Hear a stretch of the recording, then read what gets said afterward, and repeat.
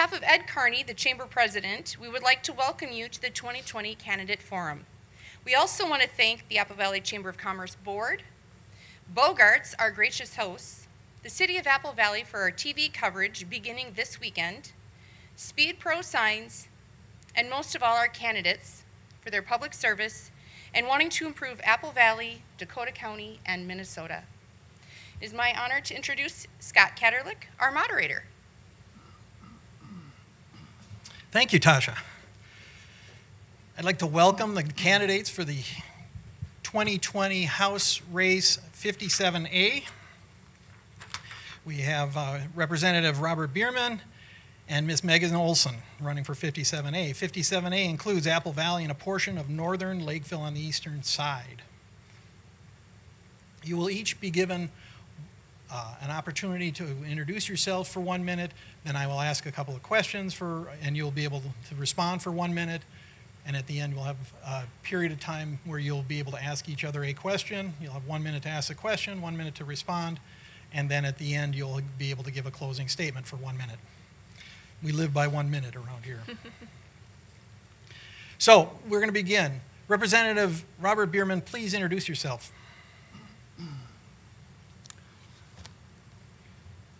Thank you. Thank you, Scott. Thank you to the Apple Valley Chamber. It's a pleasure to be here. I am your state representative, Robert Bierman, and I'm also a small business owner for 27 years of a third-generation home furnishings and flooring company. I understand what it takes to meet payroll month after month, year after year. I also served as a chamber president, so I know the great work chambers do around our state in Minnesota. As your state representative, my commitment is to build the coalitions to address the high cost of health care, stable employment, and fair taxation. This event today is brief, so I encourage all of you, if you have questions for me or want to go on in depth on any issue, please reach out. I do seek your support, but I also seek your wisdom and your perspectives. Thank you. Great. Thank you, Representative Bierman. Ms. Megan Olson. Hi, thank you to the Apple Valley Chamber of Commerce for hosting this forum. Local politics is especially important this election cycle, and it's really great that we have forums like these helping to educate voters on where we as candidates stand on key issues. So my name is Megan Olson, and I'm running for the seat here in 57A, Apple Valley and Lakeville.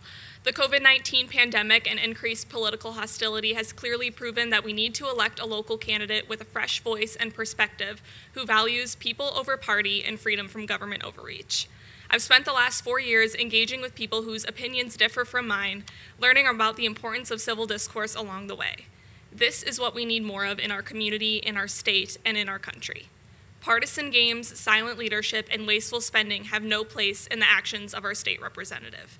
To protect ourselves, to protect our businesses and our families, we need to elect a true leader who will stand up for what is right for Apple Valley and Lakeville residents by giving them the choice they deserve in their day-to-day lives.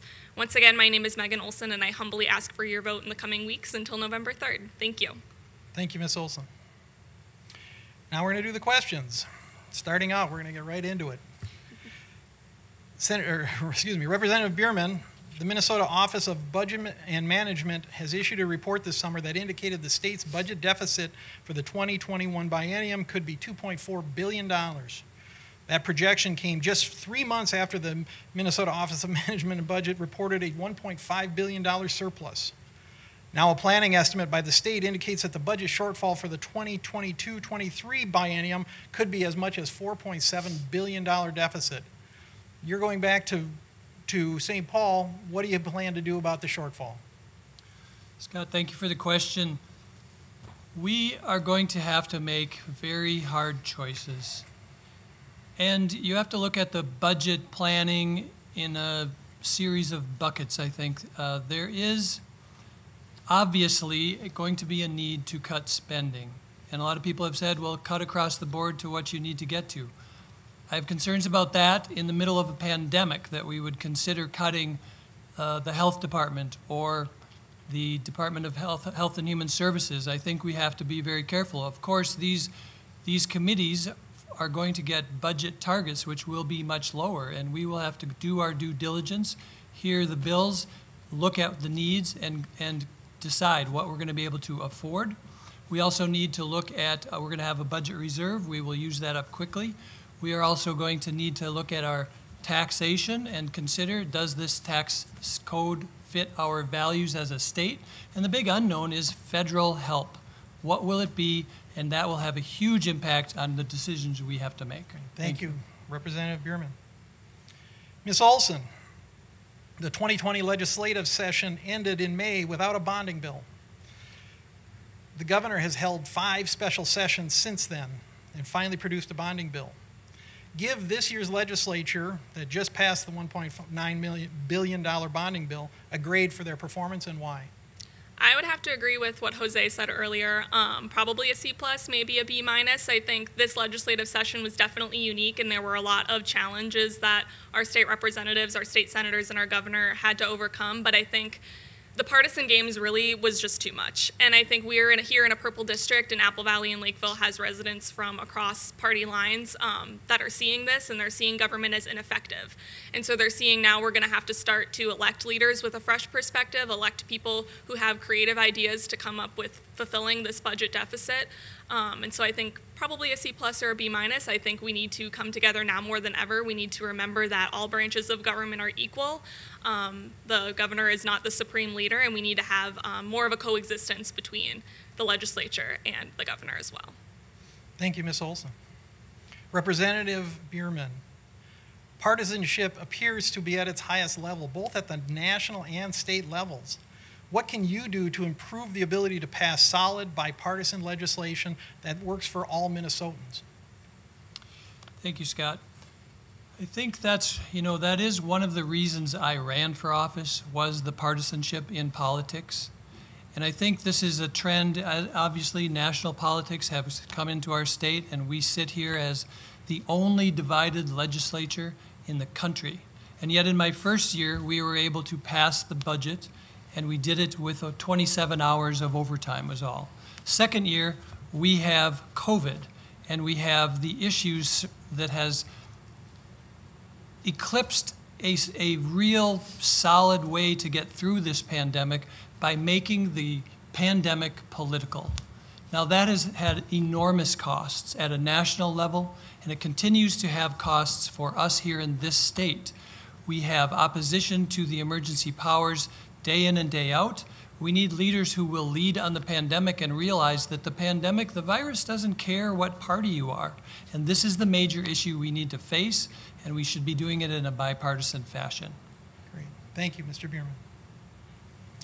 Ms. Olson, the safety and security of all Minnesotans has recently hit close to home with the death of George Floyd in Minneapolis and a terror attack on the Dakota County Courthouse here in Apple Valley. What are your feelings about local law enforcement, and what can be done to avoid the tragedy and the destruction we saw in Minneapolis? I wholeheartely support our law enforcement officials here in Apple Valley, and I think the majority of Apple Valley and Lakeville residents would agree. If you walk around the neighborhood, like I have been door knocking, you will see "Thank you to our public safety" signs absolutely everywhere. And the most common issue I hear at the door is people are voting this November because they're afraid of violence and looting coming to Apple Valley and Lakeville. So I definitely believe that there is a place for a conversation surrounding police reform, but I do want to commend the Apple Valley Police Department for already setting a strong example for what Minneapolis and St. Paul should be following. What they have done is they've been an excellent example of community policing. Our police officers do a great job of reaching the people, creating meaningful connections, and basically doing their job in a way that fosters a connection within the community. And so I really do want to commend the Apple Valley Police Department, but I also think there is a conversation for having Apple Valley be an example for other police departments and how they should conduct themselves. Thank you, Ms. Olson. Representative Bierman, what is your solution to make Minnesota a safer place to live, work, and play? I think the solution to making Minnesota a safer place to live, work, and play is to continue to fund our public safety as we have done and I have voted for in the last 2 years. We need to continue to fund the resources that public safety officers need, and I'm talking about things like funding the corrections facilities, funding the BCA labs, funding police training, funding the testing of sexual assault kits. All of these things which I have voted for, and in addition to supporting our police officers through the worker compensation for COVID infection, which was carried, all of these issues were carried by DFLers. Senator Limmer defined the issue being that Republican targets were too low. So I think the way to make things safer is to fund the budget where public safety counts. And I think that's what we need to continue to do. Thank you. Representative Bierman. Ms. Olson, the state of Minnesota has books full of legislation, regulations, rules. You're hoping to be elected as a lawmaker. Name one law that you know that you feel needs to be enacted and why. First and foremost, and I've said this in the last debate and on the campaign trail, I think we need to enact a financial literacy requirement course for high school students. This is a key piece of education that we're missing in this state, and it's a bill that's been put forth every year, and it's been pushed aside, making other things more important. And I think this is a good foundational base for what our students need to be taught in school. They need to be taught about mortgages, about credit, about savings accounts. If they're not getting this education at home, the school needs to be fulfilling that need. And so first and foremost, I would absolutely champion that bill. I think it's critical that our students are learning about basic understandings of life. If they're not getting it at home, they should be getting it at school, and I think it'll help our students understand debt, understand college a little bit better, and overall just help our students to be more productive members of society. Thank you, Ms. Olson. This next period that we're going to go through is a little different. You probably haven't had to do this on the campaign trail, but we're going to ask each other a question. We're going to start with Representative Bierman. Please ask Ms. Olson a question. Thank you, Scott. My question for Megan is, I think voters just want to get to know you a little bit better, and what would you say of your achievements, which ones are you the most proud of? Yeah, absolutely. I was born, raised, and educated right here in this community. My parents have lived in this community for over 30 years. This community helped raise me, and I've devoted my adult life to giving back to this community. This community gifted me the opportunity to graduate college in 3 years, and so that would definitely be one of my greatest achievements, is being able to be on the Eastview Community Foundation now and giving back to the school that helped raise me and helped push me to achieve my dreams. I've worked in public affairs on countless local campaigns in media, technology, on Capitol Hill. My bachelor's degree in history and political science have given me a firm foundation for where I seek out diverse experiences.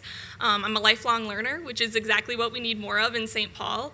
We need more diverse experiences and people who understand various different fields to be able to actually craft law that applies to those different fields. Additionally, Alexander Hamilton was only 21 when he signed the Declaration of Independence, which I think is pretty neat. I'm curious, it's been a talking point on this election cycle that I'm a little bit inexperienced, but I always wonder if what you're insinuating against me would apply to Alexander Hamilton if he was seeking to better his community during the founding of our nation. Thank you, Ms. Olson. Ms. Olson, a question for Representative Bierman. Yeah. Representative Bierman, you've consistently supported the executive orders of Governor Walz, his continually extended peacetime emergency powers. As a member of the legislature, I find it a little bit bizarre that you would refuse to represent your district, defer to the governor, and also vote against giving federal aid to Apple Valley and Lakeville on the first vote. Why are you in favor of small businesses being shut down while big box stores are allowed to stay open, which cripples our economy and destroys hundreds of lives here in Apple Valley and Lakeville and families as well? How are hundreds of people in a Walmart safer than a dozen in a mom and pop store on Cedar? I just don't understand really how the excuse about public health fits within the business sector. Well, the public health issue is not an excuse, first and foremost. There's a pandemic that is not only in Minnesota, but the entire nation and the entire world. So we need to take the pandemic seriously for what it is. It's probably one of the 5 great challenges to civilizations right now are pandemics.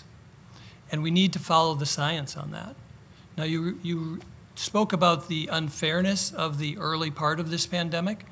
I agree, it was very unfair that so many businesses were shut down for so long. It would have been nice to have had something slightly different than that. My business was shut down. So I see this from both sides. I have a small business. I have a foot in the Health and Human Services Committee. I talk to epidemiologists all the time, public health officials all the time. We need to have that balance, and the governor has done the best job he could to strike that balance. But I will not vote to suspend the emergency powers and lose all of the benefits that are bringing to bear to keep the health of Minnesotans safe. So we will continue to have that discussion. Great, thank you, Senator, or Representative Bierman. I'm promoting you, sorry. It's all right. Sorry, Greg. Sorry. Let's have our closing comments, starting with Representative Bierman. Thank you. This is a critical election year. Voters are faced with increasing turbulence in politics. We need calm, sensible, experienced leadership to pull our state back to the center, away from the polarities. This is one of the reasons I ran for office in the first place 2 years ago. In my lifetime, the need for good governance and stable leadership has never been greater. Voters are confronted with a lot of conflicting data, but truth exists. Facts matter. Your neighbors are still your neighbors, and it's good to be able to speak to all of them. Creating division is a choice.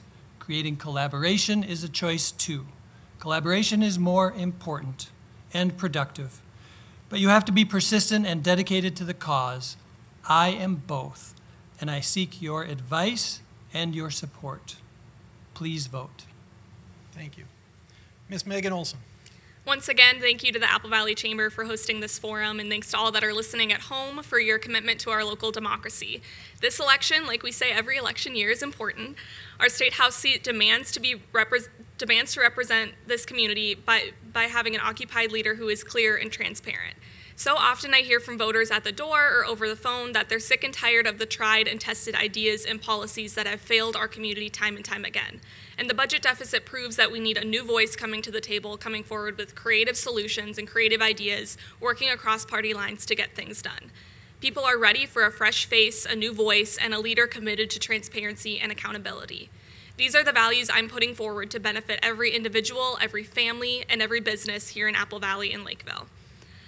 Apple Valley and Lakeville do mean so much to me. I was born, raised, and educated here, and this community definitely helped raise me. And so if you want to learn more about my campaign, voting tips as well, that is on my website at votemeganolson.com, and I humbly ask for your vote in the coming weeks all the way up until November 3rd. Thank you. Thank you, Ms. Olson. I'd like to thank the Apple Valley Chamber of Commerce for providing the voters with an additional insight into the candidates. I'd like to thank Bogarts for hosting today. I'd like to thank the city for filming and putting together a nice package. Most of all, I'd like to thank the candidates. I thank you for your service to our communities, and I thank you for your hard work. Each race is being filmed separately and will be shown on its own television or on its own show on television, so you'll be able to log in and watch these. I want to thank you all for listening. Have a great day.